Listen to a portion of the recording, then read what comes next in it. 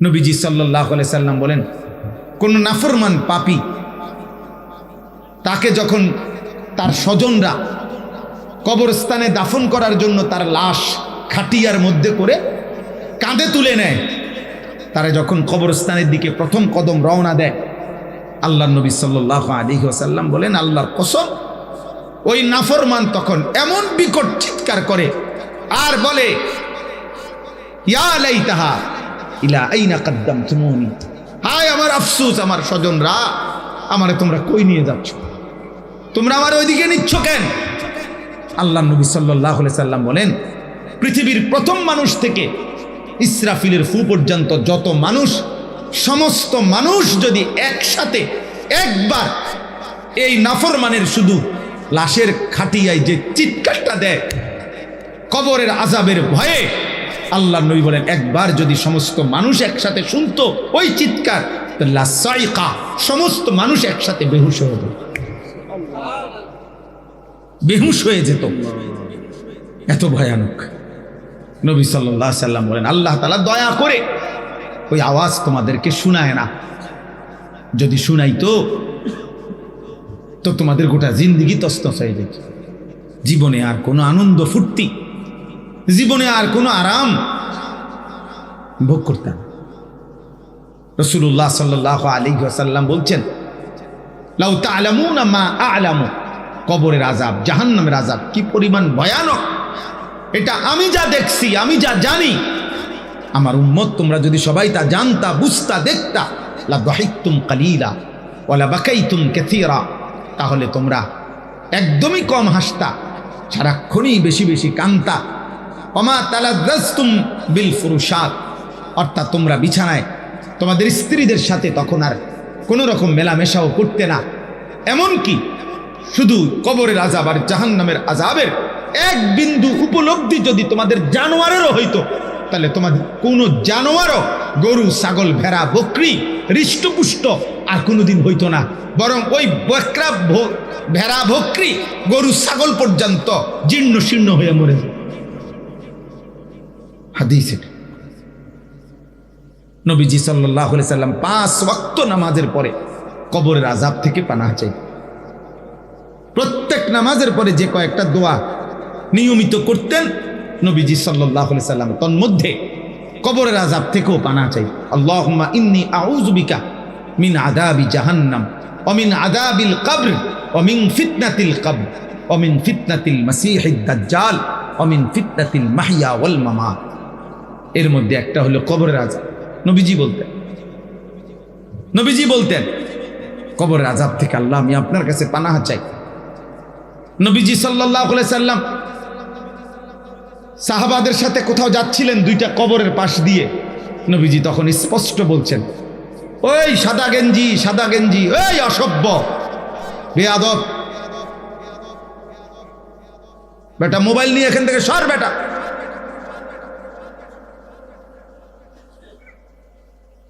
বাইরে, বেটা।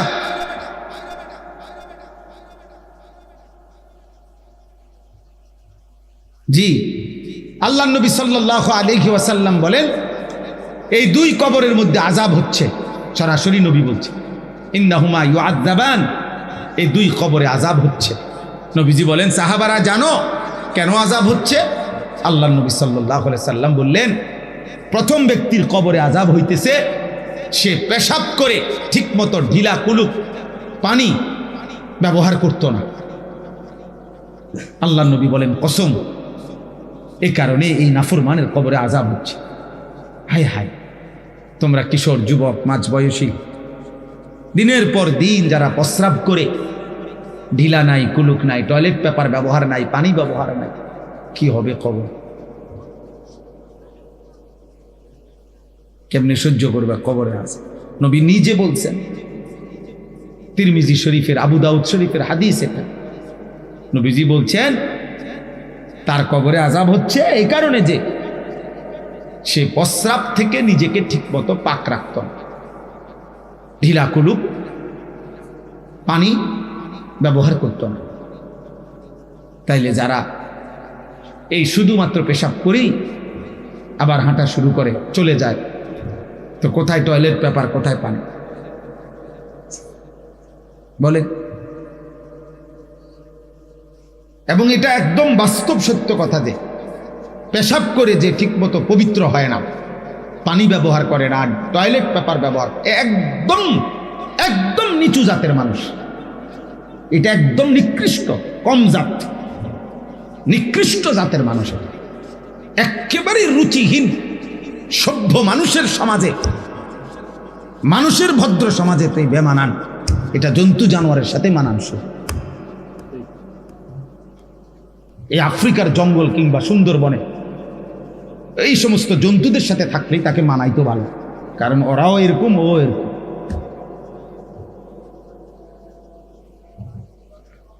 এই জন্য একদম নিচু জাতের, রুচিহীন, নিকৃষ্ট রুচির মানুষ যে একদম কম জাত, নিম্ন শ্রেণী, এটা তার চরিত্র। যে প্রস্রাবের দুর্গন্ধ নিয়ে প্যান্টের মধ্যে, লুঙ্গির মধ্যে চলতে থাকে, এটা নিশ্চিত টয়লেট পেপার ব্যবহার না করলে নিশ্চিত একেবারে পৃথিবীর যেই কোনো ডাক্তারের জিজ্ঞাসা করলো, পুরুষ সৃষ্টিগতভাবেই তার পেশাবের ফোঁটা, আল্লাহর সৃষ্টিতেই তার পেশাব একবারে শেষ হয় না। একটু সময় অপেক্ষা করলে 2-4 ফোঁটা প্রস্রাব থেকেই যায়। এটা টয়লেট পেপার ব্যবহার করলে শুষে নেয়, এরপরে পানি ব্যবহার করলে পবিত্র হয়ে যায়। ইসলামের সমস্ত বিষয় বিজ্ঞানসম্মত, বাস্তবসম্মত, যুক্তিসম্মত। অযৌক্তিক, অবাস্তব, অবৈজ্ঞানিক কোনো বিধান ইসলামের মধ্যে নাই।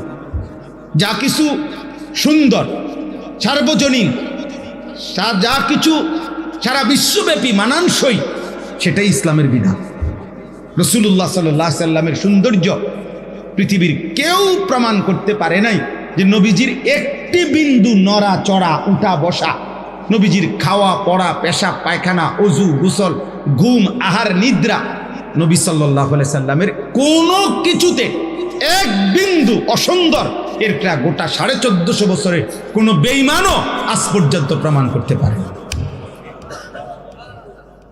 তাহলে অতএব বাবা, ছেলেরা, অনেক ছেলে তোমরা মানুষ হও আব্বা, সুন্দর হও, ভদ্র হও। বেঈমান মুশরিকের মতো চুল কতগুলো ফিরাইলে এটারে সুন্দর বলে, এটা পৃথিবীর কোনো পাগলও বলে নাই, কোনো ছাগলও বলে নাই, কোনো মাথা খারাপ তার সিরা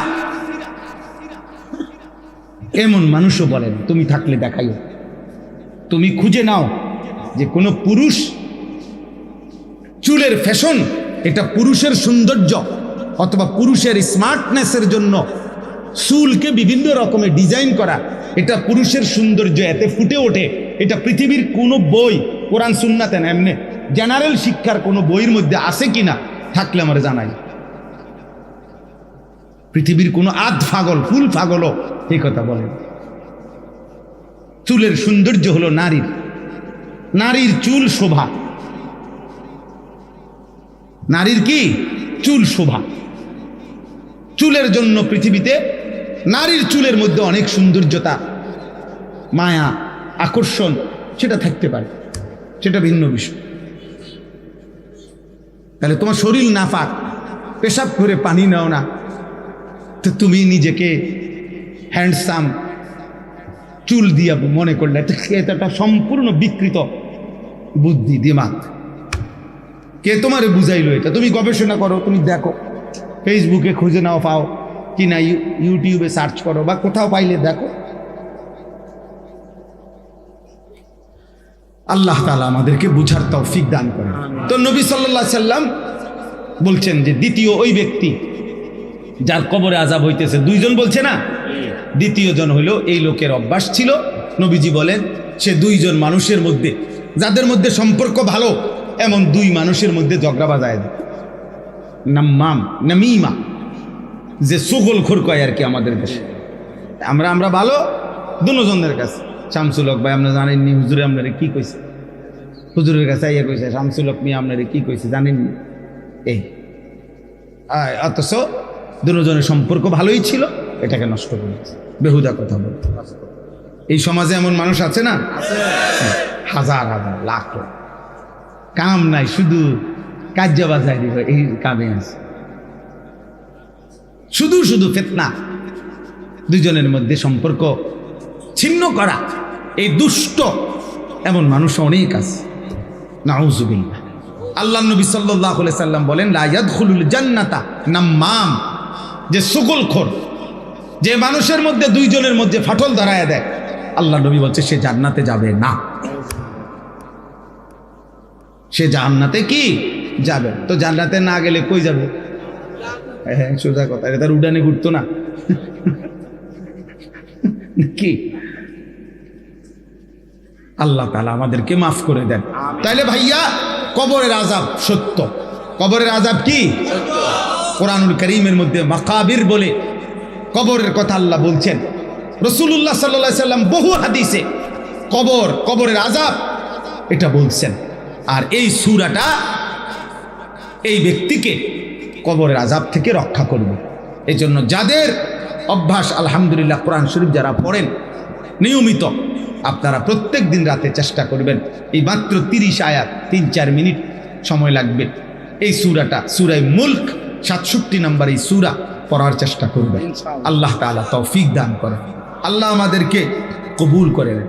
এবার আর লম্বা ব্যাখ্যা ছাড়া 1 মিনিটে শুধু তর্জমাটা বলি। আল্লাহ তাআলা বলেন, তাবারাকাল্লাযী বিয়াদিহিল মুলক ওয়া হুয়া আলা কুল্লি শাইইন কাদির। উচ্চ মহান, মহিয়ান, গরিয়ান আল্লাহ তাআলা, যার হাতে সমস্ত কিছুর মালিকানা এবং সব কিছুর উপরে যিনি একই মুহূর্তে পরিপূর্ণ সর্বশক্তিমান। এই সৃষ্টির যা কিছু আমি জানি, বুঝি অথবা বুঝি না, আমরা জানি বা দেখি না, বা দেখি, উপলব্ধি করি বা না করি, সব কিছু এই কায়নাতের 7 আসমানের ঊর্ধ্বে, 7 তবক জমিনের নিচে সব কিছুর একক মালিকানা কার হাতে? তিনি সুমহান, তিনি তাবারাকা, তাআযামা ও তাআলা, তিনি সুউচ্চ, সুমহান। আল্লাহ তাআলা বলেন, এবং সব কিছুর উপরে তিনি একই মুহূর্তে পূর্ণ শক্তিমান। 7 আসমান যখন তিনি নিয়ন্ত্রণ করে, 7 তবক জমিন তখনই নিয়ন্ত্রণ করে। আল্লাহ তাআলা উপরে যখন রিজিক দেয়, তো নিচে তখনই কি দেয়? রিজিক। হিমালয় পর্বতের চূড়ায় প্রাণীকে যিনি রিজিক দেয় যেই মুহূর্তে, ওই একই মুহূর্তে আটলান্টিক মহাসাগরের নিচে যেই প্রাণী, তাকেও তিনি রিজিক দেয়। মানুষের মুখে যিনি লোকমা দেয়, কোটি কোটি কোটি কোটি জন্তু জানোয়ারের মুখেও ওই মুহূর্তে তিনি লোকমা তুলে। এজন্য তিনি একই মুহূর্তে সর্বশক্তিমান, সব কিছুর উপর। আল্লাযী খালাকাল মাউতা ওয়াল হায়াতা লিয়াবলুয়াকুম আইয়ুকুম আহসানু আমালা। আল্লাহ তাআলা বলেন, তিনি আল্লাহই মৃত্যু সৃষ্টি করেছেন। প্রতি মুহূর্তে যারা মৃত্যুবরণ করছে, প্রতিদিন প্রতিক্ষণ, এই মৃত্যু আল্লাহর সৃষ্টি। মৃত্যু আল্লাহর কি? আপনি আমি বোঝেন না আর কি, যে মৃত্যু এবার জীবিত ছিল, মরে গেছে। হ্যাঁ, আল্লাহ তাআলা এই মৃত্যু আল্লাহ সৃষ্টি করেন। মৃত্যু যে রূহের বাঁধন, এই দেহ থেকে বিচ্ছিন্ন হয়ে যাওয়া, বিচ্ছিন্ন করে দেওয়া রূহের, তো এই বাঁধন আল্লাহ তাআলা জোড়া রাখলে হায়াত হয়। মানে রূহের বন্ধন দেহের সাথে যদি সম্পৃক্ত থাকে, তো সেটাকে বলে জীবন। আর এই রূহের বন্ধন যদি দেহ থেকে আলাদা করে ফেলে, তো এটাকে বলে মৌত। আল্লাহ বলেন, রূহটাকে এই দেহের সাথে বাঁধিয়ে রাখি, মিলায়া রাখি, এটাও আমি করছি। রূহটাকে দেহ থেকে আলাদা করে মৃত্যু দিচ্ছি, সেটাও আমিই করছি। আল্লাহ বলেন, একদিকে জীবনের আয়োজন, একদিকে মৃত্যুর আয়োজন। একদিকে কেউ মরছে, আরেকদিকে মায়ের পেটে নতুন সন্তান জন্ম নিচ্ছে। আল্লাহ তাআলা বলেন, এই যে জন্ম মৃত্যুর আয়োজন, এই যে মৃত্যু এবং জন্মের আয়োজন প্রতি মুহূর্তে মুহূর্তে আমি করছি, সৃষ্টি করছি। কেন?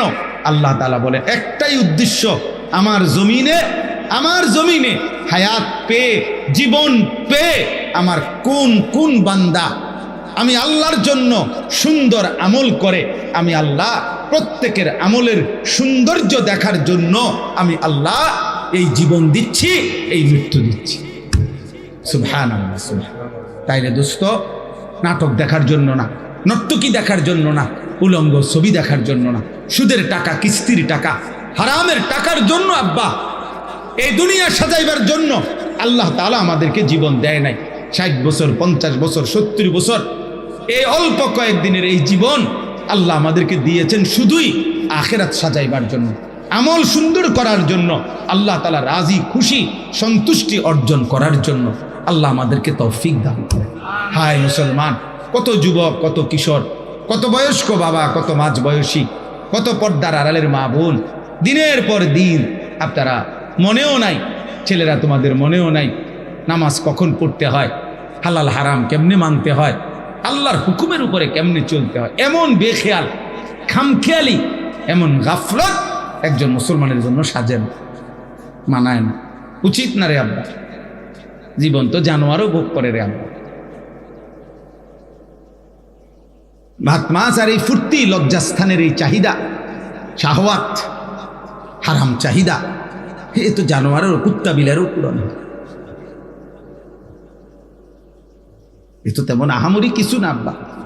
মানুষ হও, নওজোয়ান ইনসান হও, আল্লাহকে চেনো, আখিরাত চেনো, নিজের খবর চেনো, নিজের ভবিষ্যৎ চেনো। আমি প্রতিদিন বলি, তুমি যদি তোমারে মনে না রাখো, খেয়াল না রাখো, এই পৃথিবীর কারো হাতে সময় নাই তোমারে নিয়ে ভাবার।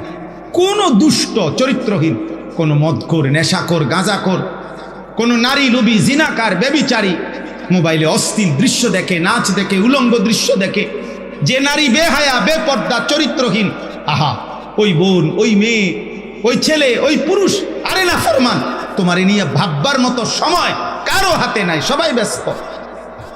তুমি পৌঁছতে পৌঁছতে যদি গন্ধ ছুটে যায়, নষ্ট হইতে হইতে যদি গন্ধ ছুটে বেটা, দুর্গন্ধ, তবুও তোকে যদি বন্ধ হয়ে যায়, তো জগৎটা, সমাজটা জন্তু জানোয়ারে পূর্ণ হয়ে যাবে। জন্তু জানোয়ারে কে ফিরাবে? 365 দিনে আপন ঘরে বাবা মা জীবিত, ছেলে কোনোদিন ফজরের নামাজ পড়ে না, বাবা মা কোনোদিন ডাকেও না, এমন দুর্ভাগা যার বাপ মা, তো তারে আর ডাকবো তো? বুঝেন? বলেন মিয়া, তার লাগে আর কার মাথা ব্যথা? এই জন্য এই মাহফিল, এই যে ওলামা পরিষদ আয়োজন করছে, ফিকির করছে নওজোয়ান কিছু ছেলে পেলে, অনেক মহৎ উদ্যোগ। এই আয়োজন, এই আসা যাওয়া, এই কথাবার্তাগুলো যদি না হয়ে বন্ধ হয়ে যায়, তাইলে সমাজটা জন্তু জানোয়ারে ভরে যায়। আল্লাহ আমাদেরকে মাফ করে দেন। অতএব আল্লাহ তাআলা আমাদেরকে মৃত্যু দিয়েছেন, হায়াত দিয়েছেন, জীবন দিয়েছেন আখিরাতের জন্য। কিসের জন্য? আমাদের আমলের সৌন্দর্যের জন্য। এই জন্য আব্বা নামাজ পড়ো, ভালো হও, নারী দেখো না, অশ্লীল ছবি দেখো না, উলঙ্গ দৃশ্য দেখো না, মদ, জুয়া, নারী, জিনা, ব্যভিচারে, বেহায়া, বেপরদিগিতে পড়ে থাইকো না।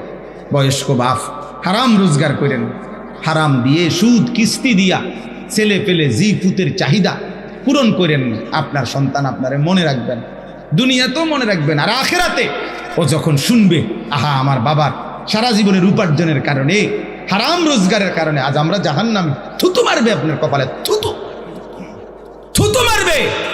সন্তান আল্লাহরে বলবে, আল্লাহ, আমার সুদখোর আব্বার কপালে থুতু মারি, তার কপালে, থু তার কপালে। পরে আমি বলছিনি, ওই আমার সুদে, কিস্তিতে আমারে বড় করতে, আমি বলছিনি তারে, থু তার কপালে, হারামখোর। হ্যাঁ হ্যাঁ, থুতু মারবে, থুতু পায়ের নিচে ফেলাইয়া বেইজ্জতি করবে। আল্লাহ নবী সাল্লাল্লাহু আলাইহি ওয়াসাল্লাম বলছেন, হারাম দ্বারা যত শরীর বেড়ে ওঠে, একটাও জান্নাতে যাবে না। নবীজি বলছে, হারামের দ্বারা, হারাম তো সুদ হারাম, কথা কয় না, কিস্তি হারাম, ঘুষ হারাম, ওজনে কম দেওয়া হারাম, অবৈধ উপার্জন করা হারাম।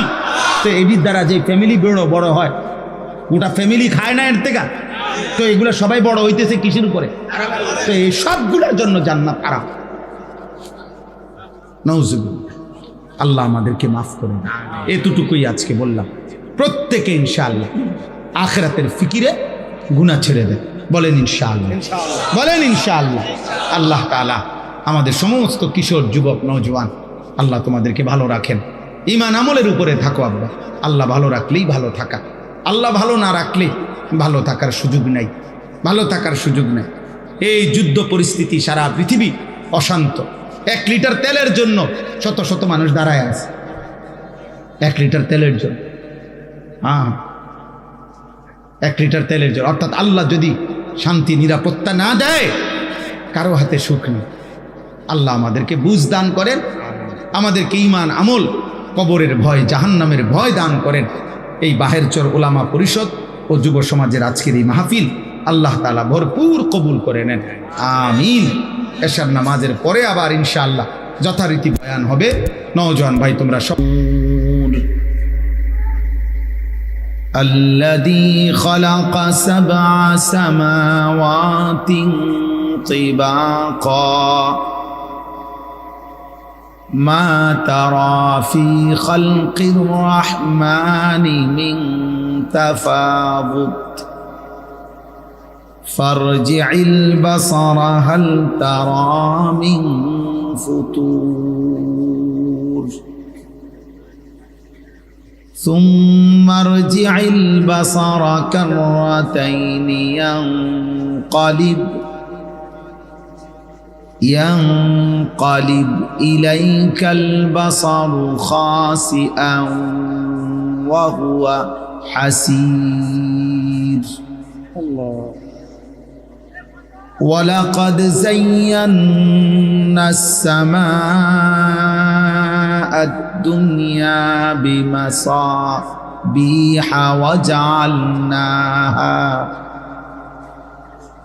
وجعلناها رجوما للشياطين وأعتدنا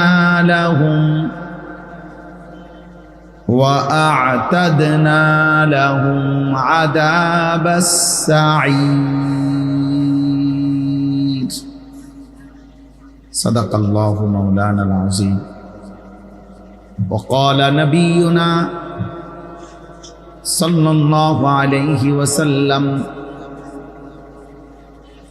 إن سورة في القرآن الكريم 30 آية شفعت لصاحبها حتى غفر له تبارك الذي بيده الملك اللهم صل على محمد وعلى آل محمد كما صليت على إبراهيم وعلى آل إبراهيم إنك حميد مجيد اللهم بارك على محمد وعلى آل محمد كما باركت على إبراهيم وعلى آل إبراهيم إنك حميد مجيد سبحانك لا علم لنا إلا ما علمتنا إنك أنت العليم الحكيم الحمد لله আল্লাহ পাক রব্বুল ইজ্জত সুল জালাল ওয়াল ইকরামের ফজল কারাম, রব্বুল আলামিনের অপরিসীম ইহসান, মেহেরবানি, দয়া। আল্লাহ তাআলা আমাদেরকে আজ 27 মার্চ 2026 রোজ শুক্রবার কুমিল্লা জেলা মুরাদনগর উপজেলাধীন পাঁচকিত্তা বাহেরচর ওলামা পরিষদ ও যুব সমাজের উদ্যোগে আজকের এই মোতাবাররাক ৪র্থ বার্ষিক ইসলামী সম্মেলনে আল্লাহ তাআলাই আমাদেরকে আসবার, বসবার, আল্লাহর জন্যই জমা হওয়ার তৌফিক দান করেছেন। আলহামদুলিল্লাহ। কিশোর নওজোয়ান ছেলেরা, তোমাদের সবার কাছে বলতেছি 2টা কথা। 1 নম্বর হলো যে কোনোভাবে কষ্ট করে হলেও বসার চেষ্টা করো। সবাই মিলে প্রয়োজনে যদি জায়গা না হয় নিজেদের জুতা 2টা একসাথ করে এটার উপরে বসো, তারপরেও বসতে চেষ্টা করো।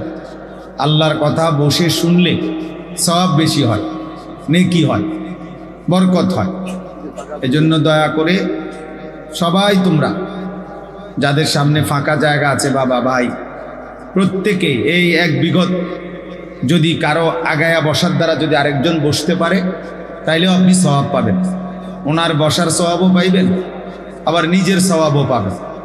এই জন্য প্রত্যেকেই একটু একটু নড়ে চড়ে বসেন। এই 1 বিঘত 4 আঙ্গুল করে বাড়লে কিছু তো জায়গা হবে ইনশাআল্লাহ। প্রত্যেকে, ছেলেরা সবাই, নওজোয়ান তোমরা কষ্ট করো, ফাঁকে যে কোনো জায়গা দেখলে তোমরা পূরণ করে বসো, বরকত হবে। এই যে এই দিক দিয়ে তো মনে আর একটু জায়গা বসা যাবে। হ্যাঁ মাশাআল্লাহ। এই যে লাল গেঞ্জি, তুমি একটু আগাও ভাই, মাশাআল্লাহ। তোমরা বসো,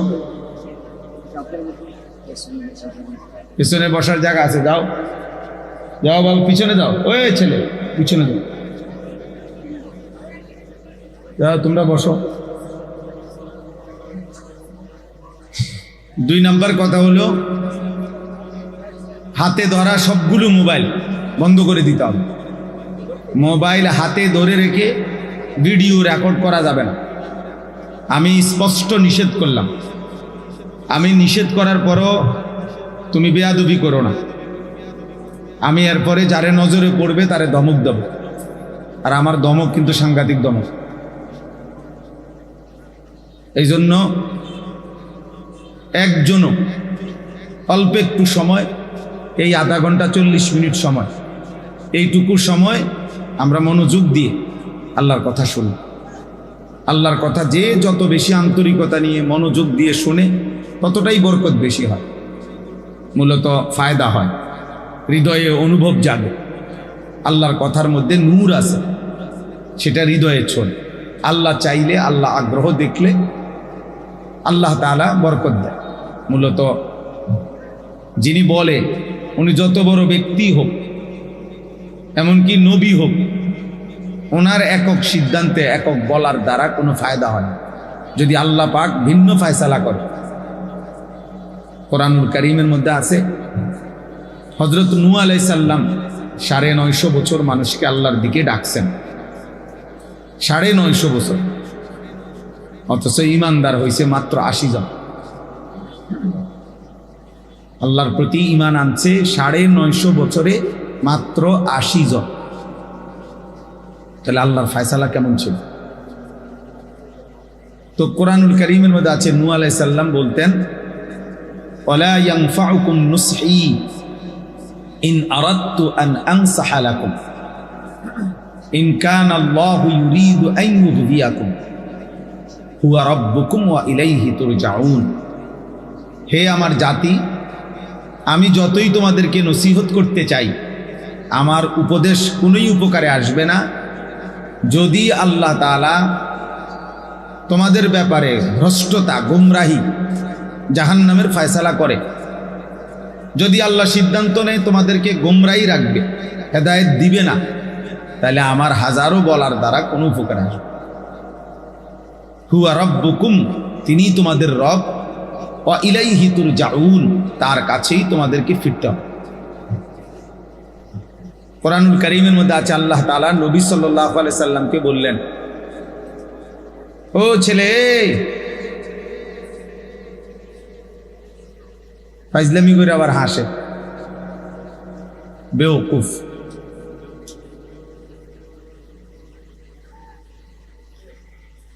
ফাইন্নাল্লাহা ইউযিল্লু মান ইয়াশা ওয়া ইয়াহদি মান ইয়াশা।